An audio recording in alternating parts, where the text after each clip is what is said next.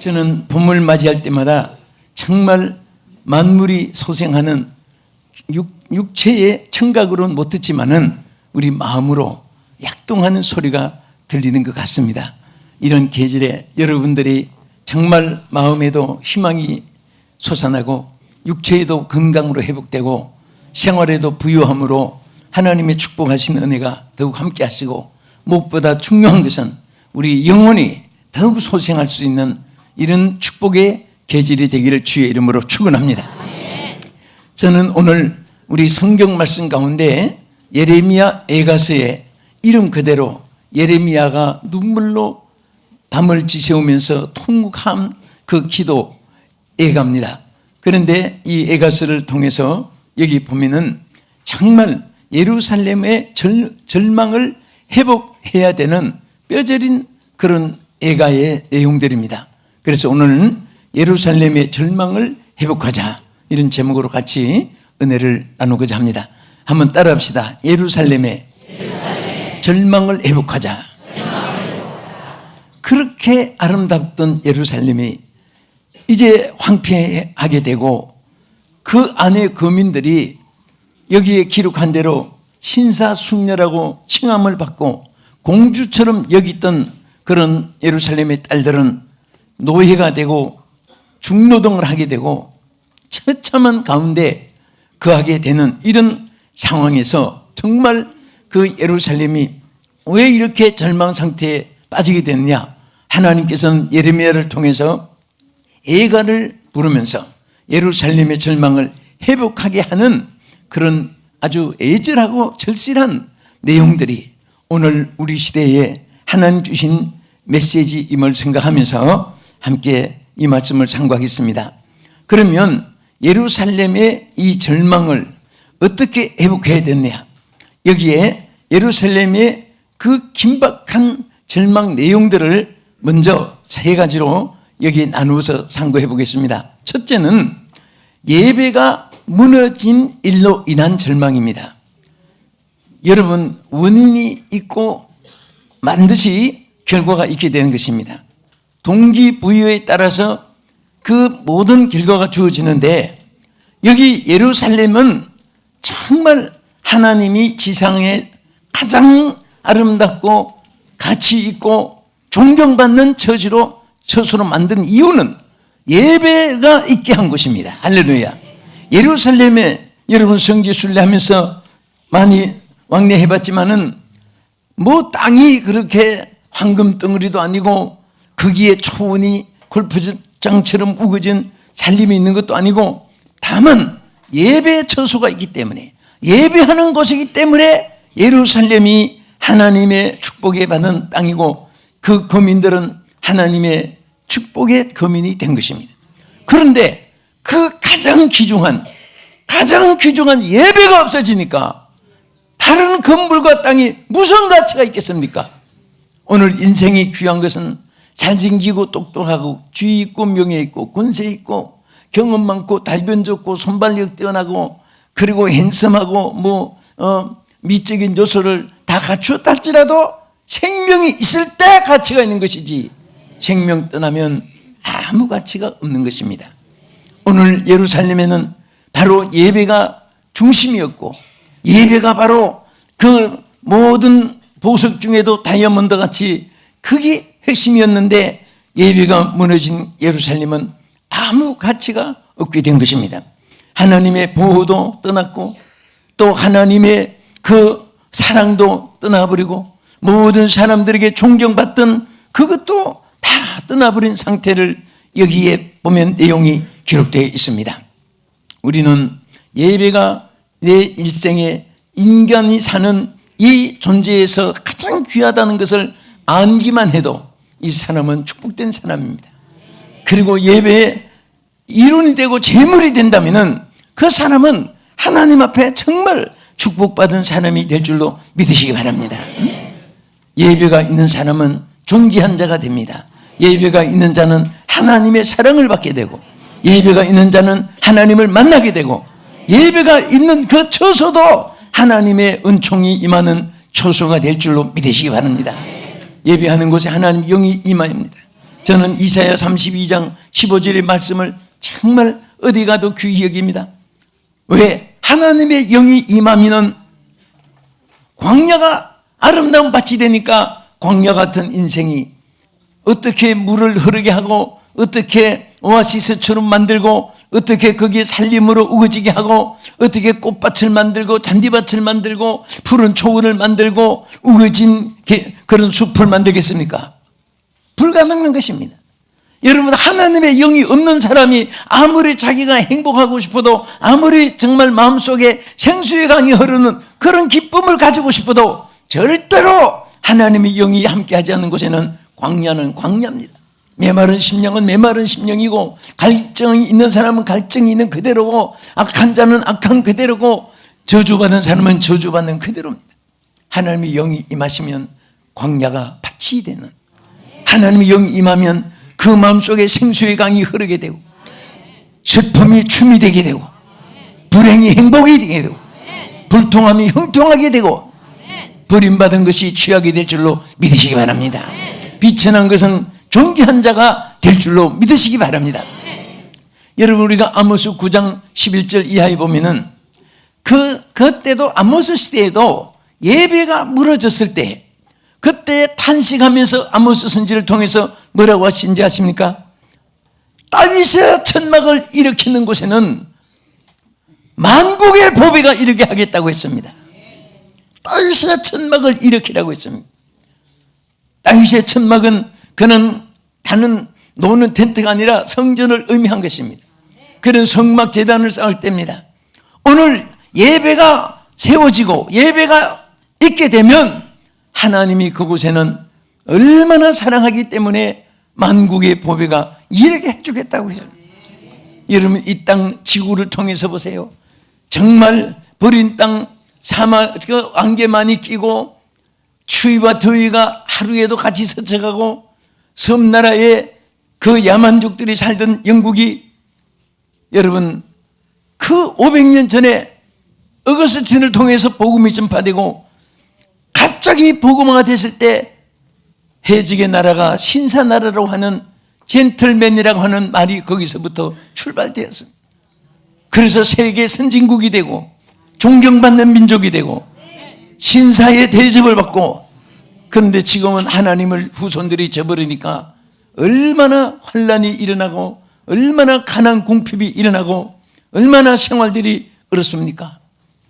저도 몇십 년 차이에 런던 저 영국이 이렇게 달라진 것을 실감을 하는 것입니다.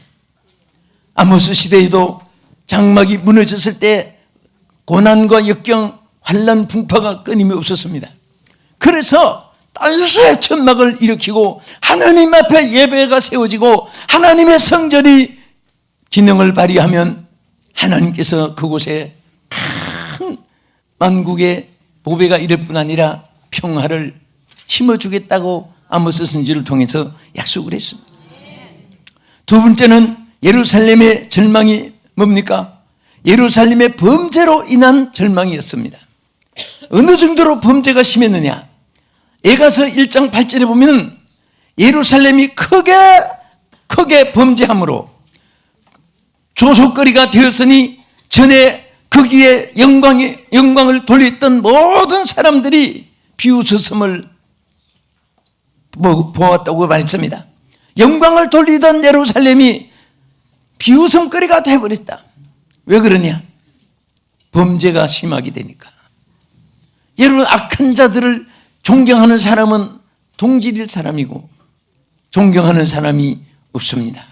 여러분, 친한 친구가 정직하고 의롭고 진실하고 그리고 정말 법이 없어도 살 사람인데 언젠가 변질이 돼가지고 말만 하면 거짓말, 행동을 하면 악한 짓, 그리고 속이고 사기치고 행령절도, 모략꾼이 되고 사기꾼이 되고 절도꾼이 되고 그런 친구가 되었다면 어떻게 존경을 하겠습니까?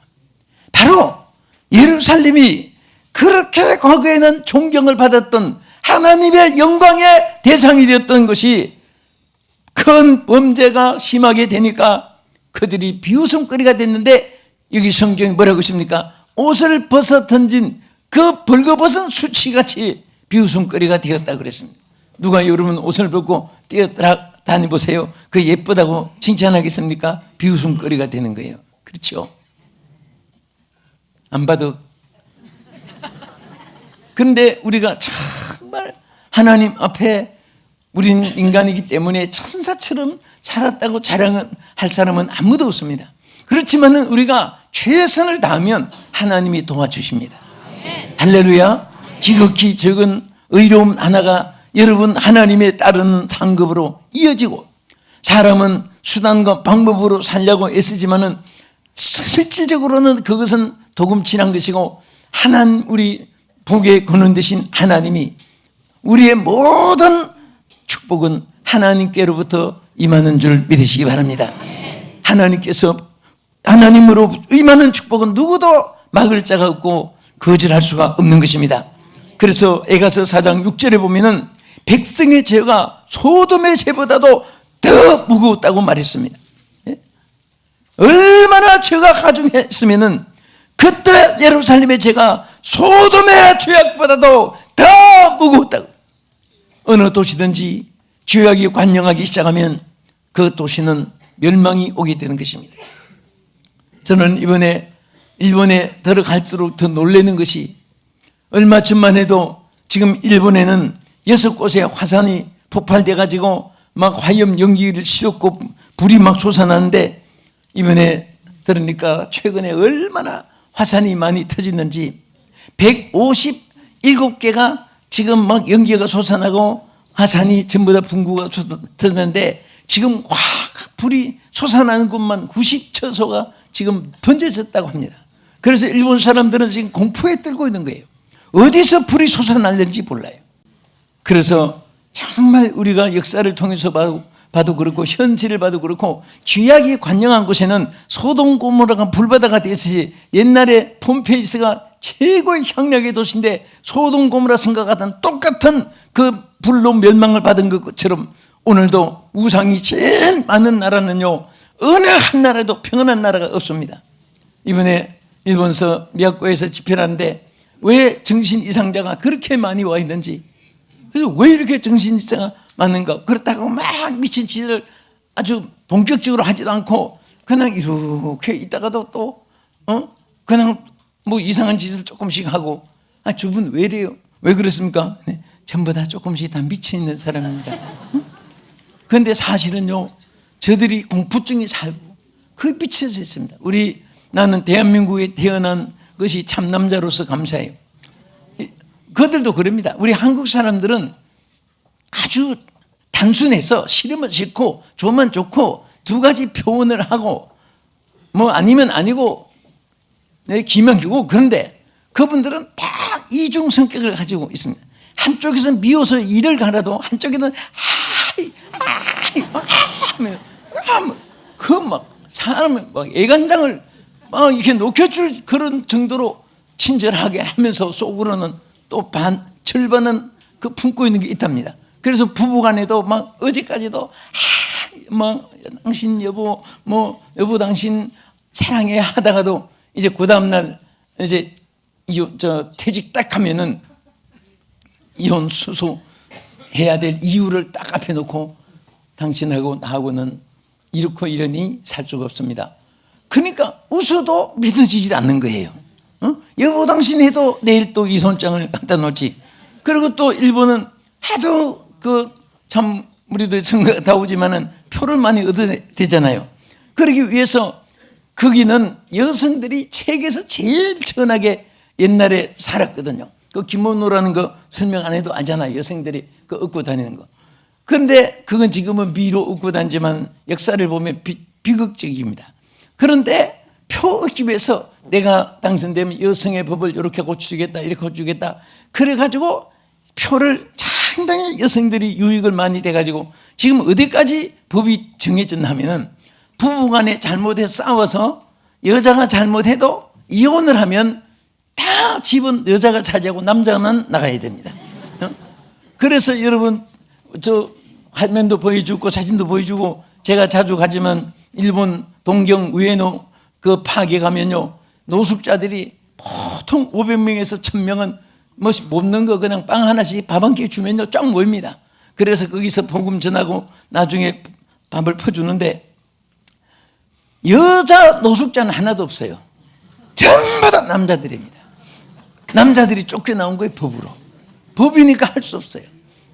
그래서 멀쩡한 사람들이 당신 뭐 이렇게 공부도 많이 했고 학교도 상당히 뭐 학위도 많이 가지고 그런 분이 왜 이렇게 됐냐 그러면 그 이혼했더니 쫓겨나왔다고. 아주 법이라는 것은 냉철합니다. 그런데 사실은요 정말 그러니까 사람들이 제정신이 아니에요. 멍청해. 난 처음에는 상당히 죄송합니다만 일본 사람이 경건해서 그런 줄 알았습니다.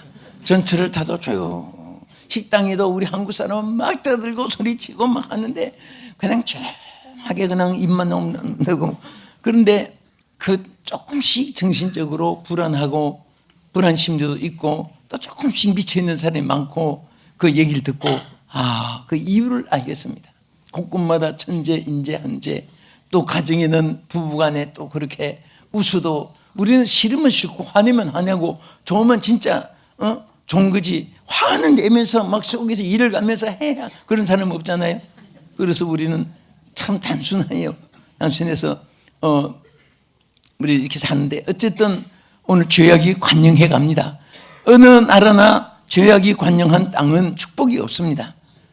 전쟁, 환난 아니면 질병 그리고 인재, 한재 뭐 이런 것들이 끊임없이 오고 그렇습니다. 그래서 여러분 애가서 여기에 정말 오늘 본문에 뭐라고 있습니까? 선지자들의 죄와 제사장들의 죄악으로 의인들의 피를 흘리게 되고 또 이로 인해서 우리의 마음에는 기쁨이 그쳤고 우리의 춤이 변해서 슬픔이 되고 마음이 빈곤해지고 막 이런 것들이 쭉 여기 기록되어 있습니다. 우리는 정말 죄를 싫어하고 무수하며 살아가십시다. 할렐루야. 또 7번 넘어져도 8번 일어날 수 있습니다. 어린아이가 나 넘어졌다 하고 그냥 있으면 걔는 희망이 없습니다. 넘어지면 툭툭 털고 일어나면 되는 거예요. 예? 우리는 서로 일으켜 주기를 좋아하고 또 희망을 심어주는 자가 되기를 좋아합시다. 할렐루야. 그리고 왜 이 세 번째는 예루살렘이 이렇게 절망에 처했습니까? 그것은 가난과 궁핍, 환난이 먹구름처럼 덮여왔습니다. 다시 말하면 가난과 궁핍, 환난이 덮쳐옴으로 인해서 이런 절망이 있었습니다. 이런 땅에 가난이 오는 것은 당연하죠. 그런 땅에 축복이 올리고 부유함이 있을 수가 없습니다. 오늘 우리나라도 살기 좋은 4,300년의 역사를 가지고 살았습니다. 왜 한 번도 잘 먹고 잘 살아보지 못하고 가난하게 조상들이 살았습니까?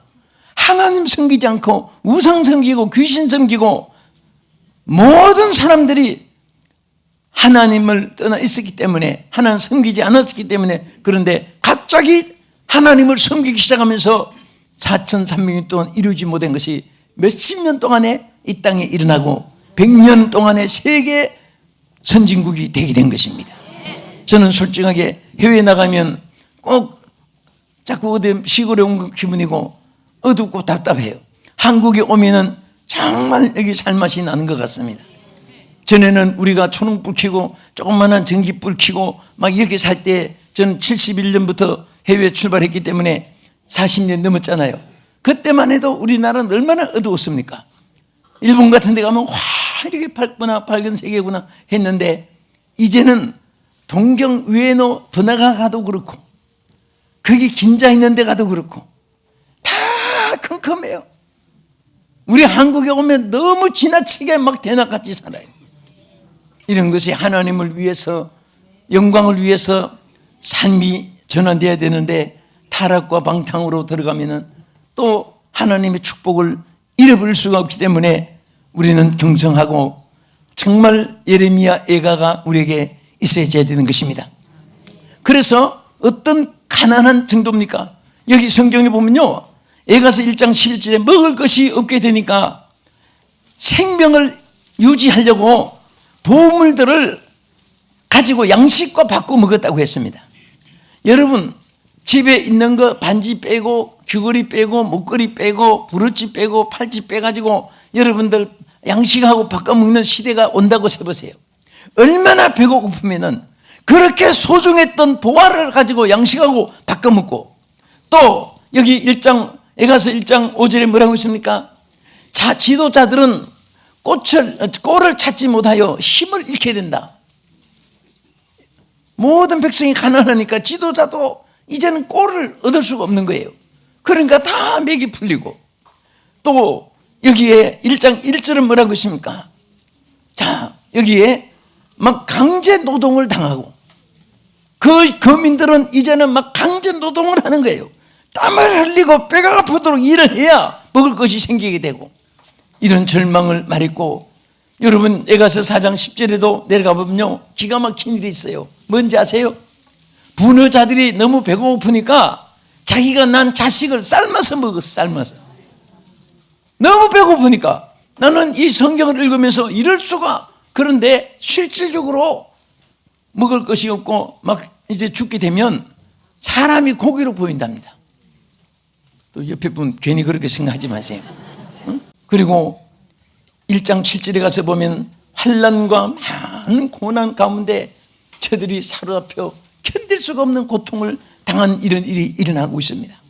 여러분 정말 이런 상황을 보고 선지자 예레미야는 하나님 앞에 탄식을 하면서 세 가지를 외쳤습니다. 하나님께서 그렇게 지켰습니다. 첫째는요, 여기 2장 18절에 보면 주를 향하여 눈물을 흘리면서 부르짖게 만들었습니다. 하나님 앞에 눈물을 흘리면서 기도하면서 살려주세요, 불쌍히 여겨주세요, 하나님 앞에 긍휼을 구하고 몸부림치면서 얼마나 눈물을 흘리냐 하면은 성벽아 너는 밤낮으로 눈물을 강물처럼 흘릴지어다, 눈물을 강물처럼 흘릴지어다. 이런 것을 보고 어떻게 무관심하고 태연하고 내 배가 부르다고 웃고 있을 수 있겠습니까? 눈물을 강물처럼 흘리면서 하나님 앞에 부르짖으라고 말씀을 했습니다.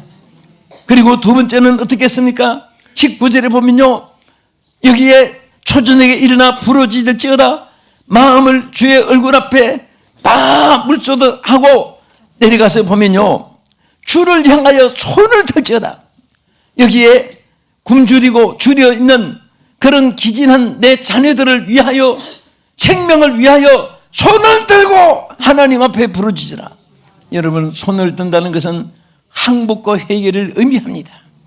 우리는 어려울 때마다 누구 탓 누구 때문에 하지 말고 우리는 하나님 앞에 회개하는 백성이 되어야 되고, 회개하는 성도가 되어야 되고, 회개하는 주의 종들이 되어야 되고, 나와 여러분들 우리 모두는 항상 어려울 때마다 자신을 살피면서 회개하는 자가 되어야 됩니다. 하나님이 사랑하는 자는 회개할 줄 아는 사람입니다. 모든 책임을 나 때문이라고 회개하는 사람은 하나님이 긍휼을 입게 될 줄로 믿으시기 바랍니다. 그리고 끝으로 세 번째는 이럴 때에 하나님 예배가 회복돼야 되기 때문에 예배의 회복을 외치려고 예레미야 선지자는 정말 애통하는 마음으로 무너진 예배가 살기를 위해서 노력을 하고 애썼습니다. 사랑하는 성도 여러분, 이 방송 시청하시는 분이 계신 여러분이요, 우리가 정말 하나님 앞에 회개가 있고 부르짖음이 있고 또 하나님 앞에 예배가 회복되면 어떤 총칼의 힘보다도 어떤 그런 무력이나 재력, 지력 이런 거 다 동원해도 안 되는 것이 하나님의 손에서 되어질 줄로 믿으시기 바랍니다. 여러분과 나의 생명이 주의 손에 있습니다. 국가의 흥망이 하나님의 손에 있습니다. 어떤 유엔에도 있지 않고 어떤 나라의 지도자가 있는 것이 아니라 하나님 손에 있다는 것을 먼저 우리는 생각해야 됩니다. 모든 지도자들도 마찬가지고 백성들도 마찬가지고 우리 성도들은 더 마찬가지고 책임을 느끼고 하나님 앞에 우리는 울부짖고 눈물이 강물처럼 흐르게, 그리고 우리는 정말 손을 들고 회개하는 마음으로 하나님 앞에 자복하는 마음으로 기도하고, 그리고 무너진 예배를 다시 일으켜서 살려서 하나님 앞에 예배하고 하나님을 섬기고 하나님을 찬양하고 하나님께 기도하는 예배자가 되면 그 나라는 살 길이 열립니다. 그 지역은 하나님의 축복이 함께할 줄로 믿으시기 바랍니다. 여러분, 출애굽기 4장 23절에 보면요, 이스라엘 백성을 왜 애굽에서 내보냈습니까? 그들이 애굽을 떠나서 광야에 가서 나를 섬기게 하기 위해서이라고 하나님 말씀을 했습니다. 하나님 섬기기 위해서 출애굽을 지켰는데, 근데 바로가 만일 내 아들들이 광야에 가서 나를 섬기게 하는 일을 막아버리면 너의 애굽의 장자 아들들을 다 죽여버리겠다, 하나님께서 말씀했습니다. 그래도 바로가 이스라엘 장자 아들들을 내보내지 않으니까 하나님이 드디어 애굽의 장자를 치는 사망의 재앙을 내린 것을 여러분 알고 있습니다. 우리는 하나님 앞에 어떤 긴급조치, 어떤 비상대책, 어떤 최우선 순위가 예배 이상이 없습니다. 하나님 앞에 무릎 꿇는 백성이, 하나님 앞에 무릎 꿇는 가정들, 하나님께 무릎 꿇고 예배하는 우리 성도들이 되고 우리 민족이 되고 세계 모든 창조물이 된다면 하나님께서 그곳에 긍휼을 베풀어 주시고 하나님의 다시 회복시켜 주셔서 새 예루살렘의 축복을 주실 줄 믿고 주의 이름으로 축원합니다. 기도하겠습니다.